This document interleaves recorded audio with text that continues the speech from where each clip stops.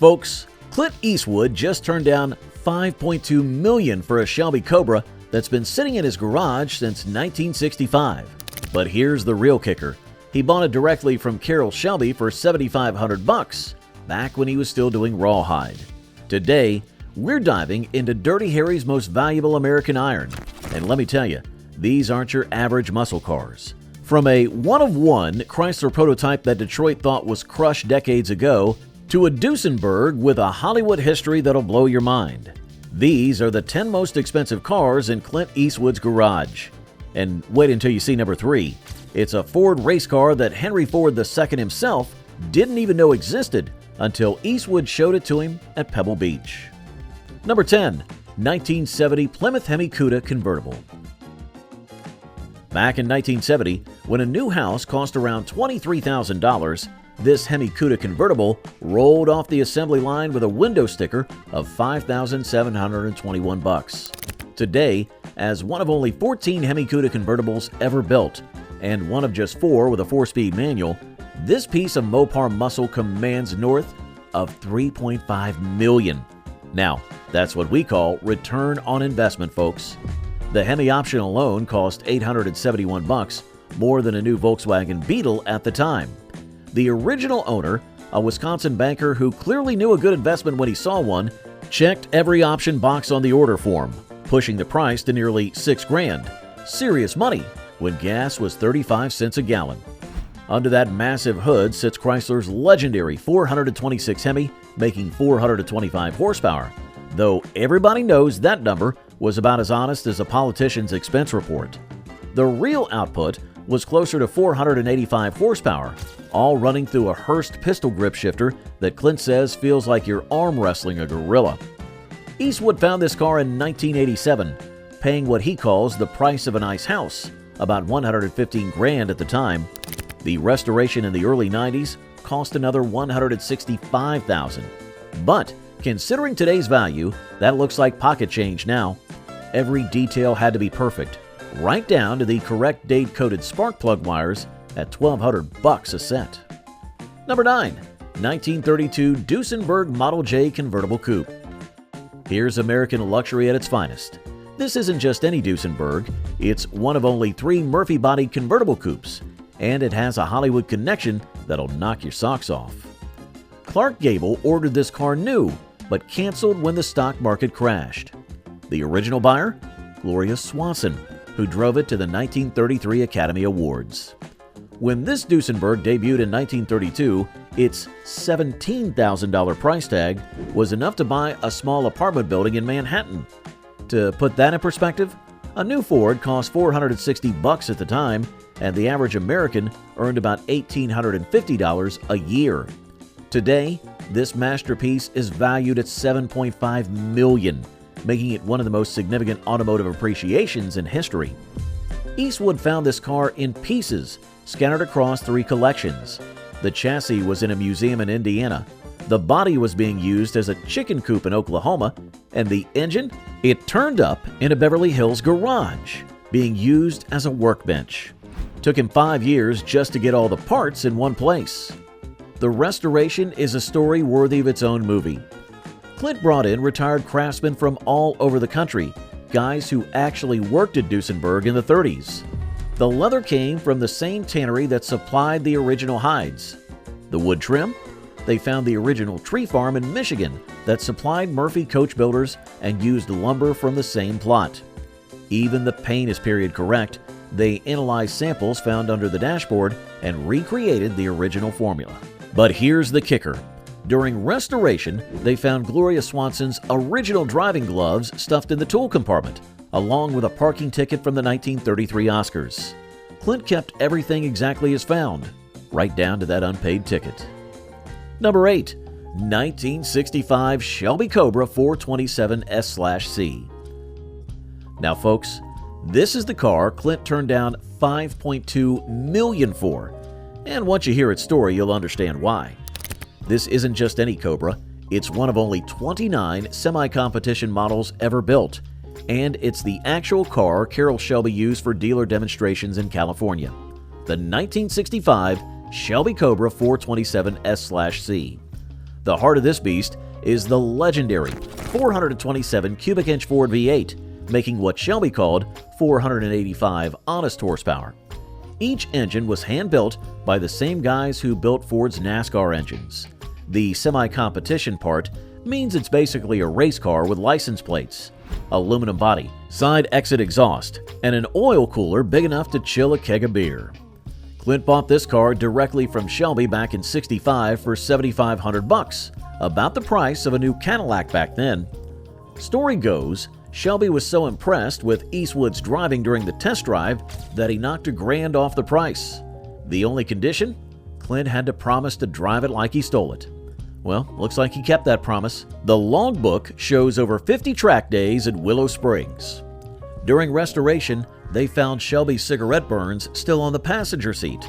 Apparently, he got nervous watching Clint test the car's limits. The original tool roll was still in the trunk, complete with Carroll's handwritten notes about the special cam timing. Even discovered a hidden compartment under the seat with Shelby's personal stopwatch and timing sheets from test runs. What makes this Cobra really special is its completeness. Every single part is original, right down to the Goodyear Blue Streak tires that Shelby personally selected. The engine's never been apart, still has the original seal with Shelby's fingerprint in the paint. Clint says he'll never sell it because some things mean more than money. Number 7. 1963 Ford Galaxie 500 Lightweight. Now here's a piece of Ford racing history that'll knock your socks off.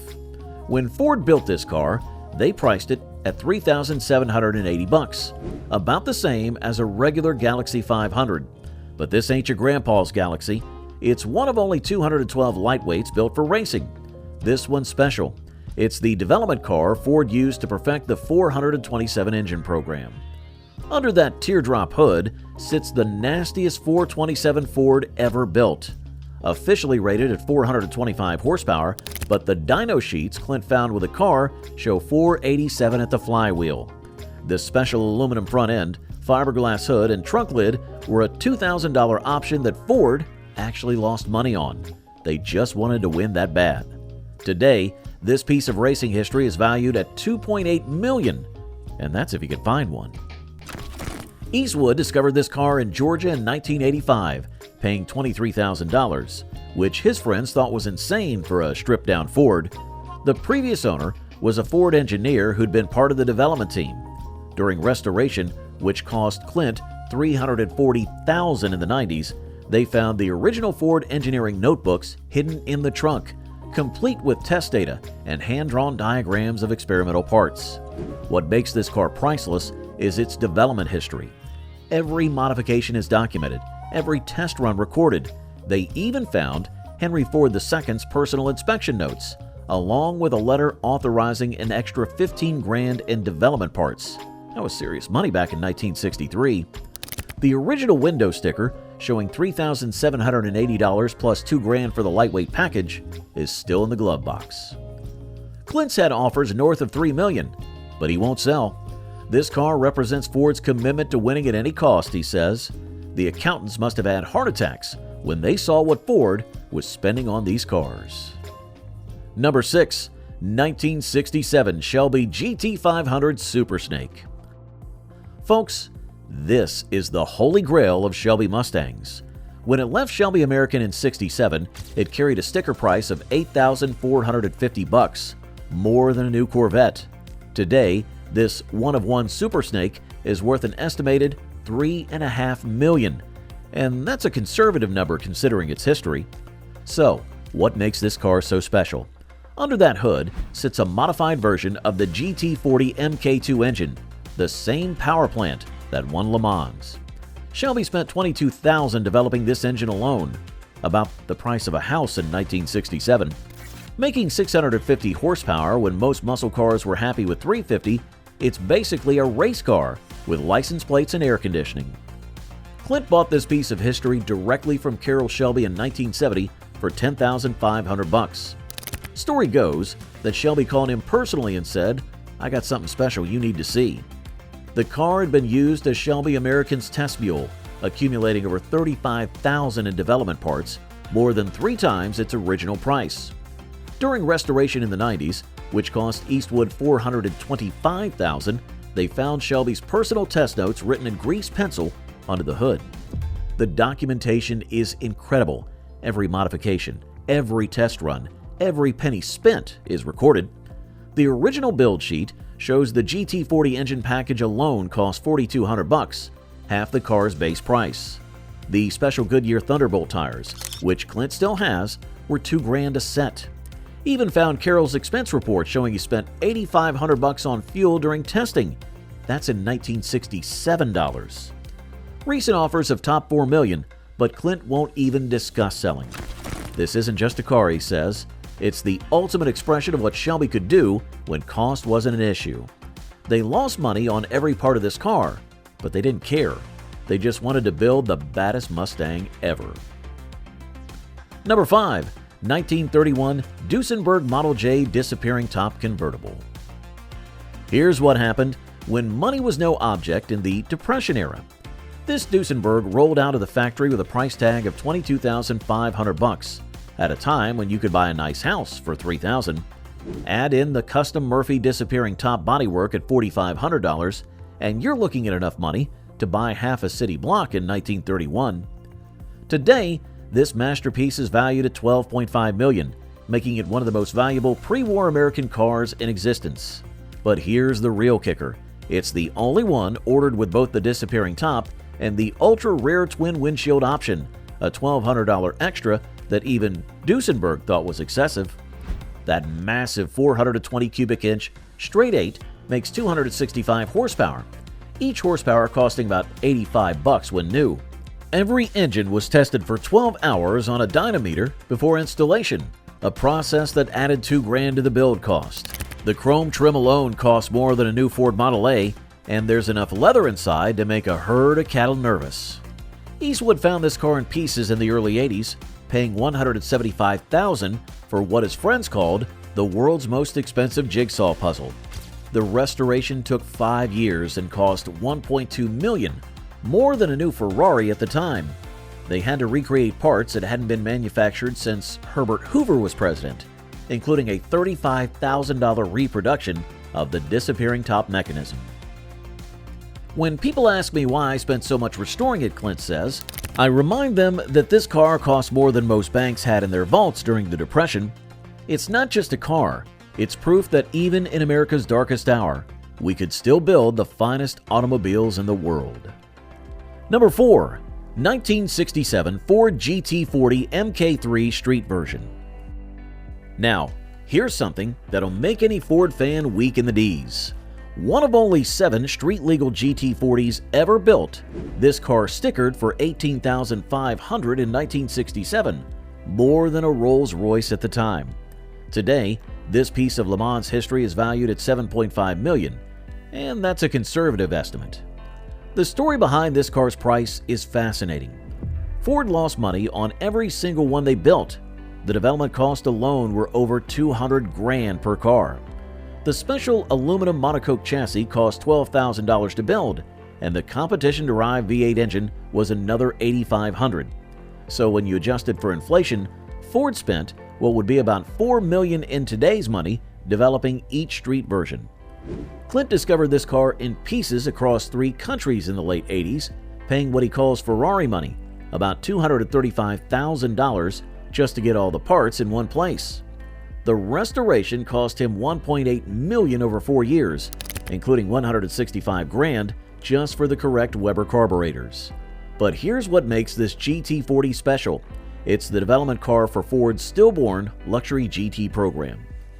During restoration, they found Henry Ford II's personal inspection sheets, along with accounting notes showing Ford had invested over $45,000 in special features for this car alone. Things like air conditioning, a $3,200 option, and leather interior for $2,800. The build sheet reads like a banker's nightmare. $18,500 base price, plus nearly $30,000 in development parts. This car represents Ford's attempt to build a street-legal race car, Clint says. They didn't care what it cost. They just wanted to prove they could beat Ferrari on the street just like they did at Le Mans. Recent offers have topped $8 million, but Eastwood won't sell. Some things, he says, are worth more than money. Number 3. 1970 Dodge Hemi Coronet RT Convertible. Here's the rarest of the rare, folks. When this Coronet rolled off the line, it stickered for $4,292, plus $711 for the Hemi engine. Serious money when a new house costs $23,000. Today, as the only known Hemi Coronet RT convertible in existence, it's valued at north of $4 million. Talk about your retirement plans. This car shouldn't even exist. Dodge officially built 0 Hemi Coronet convertibles in 1970, but here's where it gets interesting. This was a special order car built for a Chrysler executive.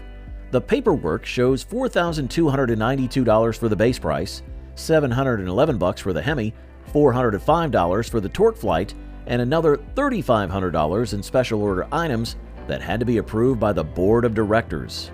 Under that massive hood sits the legendary 426 Hemi, making what Chrysler claimed was 425 horsepower, though dyno sheets Clint found in the documentation show it was actually pushing 472 horses.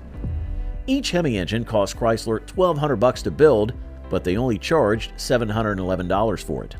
They were losing money on every one just to get them into the racing program. Eastwood found this unicorn in 1988, paying $115,000, which seemed insane at the time for a Dodge. The restoration in the 90s cost another $380,000, including $42,000 just to recreate the correct convertible top mechanism that Dodge never officially made. The documentation file alone is worth a fortune. It proves that this is the only factory-built Hemi Coronet convertible. The build sheet tells an amazing story. $4,292 base price, $711 Hemi engine, $405 for the Torque Flight, $925 for the convertible conversion, and $2,575 in special order parts. Total price in 1970, $8,908, enough to buy 2 regular Coronets and still have money left over for gas. Number 2. 1929 Duesenberg Model J Hollywood Roadster. Now, ladies and gentlemen, here's the crown jewel, what Clint calls the ultimate expression of American excess before the Depression hit. When this Duesenberg was delivered to Hollywood in 1929, it cost $20,000 for the chassis alone, plus another $12,500 for the custom Murphy bodywork. That's $32,500 total, when the average American earned $1,800 a year. Today, this piece of Hollywood history is valued at a staggering $14.5 million.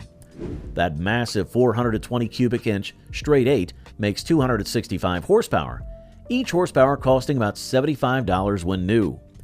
Every engine was tested for 12 hours on a dynameter before installation, a process that added $1,800 to the build cost. The chrome trim alone cost $3,500, more than a new Cadillac at the time. Eastwood discovered this car in 1982, paying $425,000, the price of a good-sized house back then. The restoration took 7 years and cost $2.3 million, including $180,000 just to recreate the custom Murphy windshield frame. During restoration, they found original Hollywood parking permits from 1929, along with Clara Bow's driving gloves still in the glove box.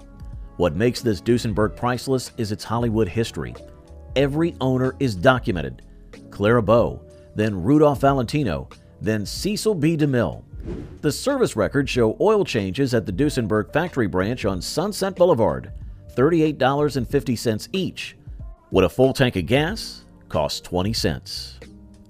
And at number 1, the 1963 Chevrolet Corvette Z06 big tank split window. Here's a car that proves sometimes the best investments have racing numbers on the side. When this Z06 left the factory, it was stickered for $6,717.50, a fortune when a regular split window cost $4,252. Today, as one of only 63 big tank Z06s ever built, this piece of Chevrolet racing history commands over $3.8 million.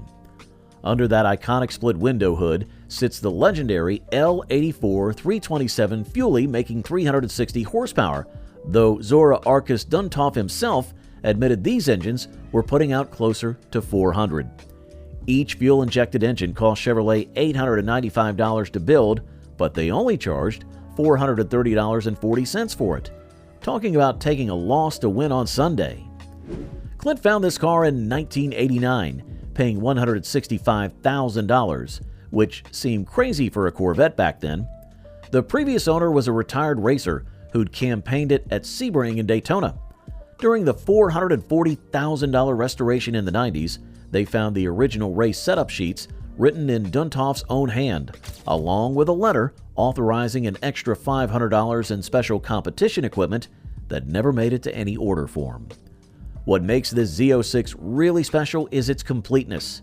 Every single component is numbers matching, right down to the special competition brake lines that cost $68.45 in 1963.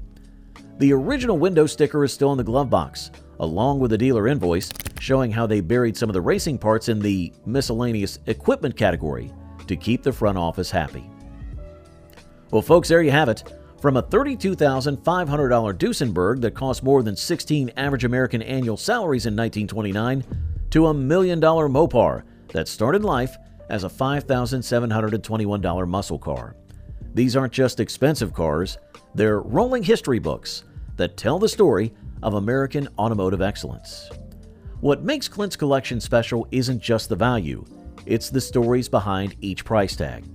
From Carroll Shelby knocking $1,000 off that Cobra because he liked Eastwood's driving style, to Chrysler losing money on every Hemi they built just to win on Sunday. These cars represent times when American manufacturers cared more about making history than making profits. The total value? Well, north of $65 million at last count. But as Clint says, the real value isn't in what they're worth, it's in what they represent. Each one of these cars tells the story of someone who decided to build something special, regardless of cost. This is Vintage Vehicles, reminding you that sometimes the best investments in automotive history were made by people who weren't trying to make an investment at all. We'll see you next time, folks, and don't forget to hit that subscribe button if you want to keep seeing America's greatest automotive treasures.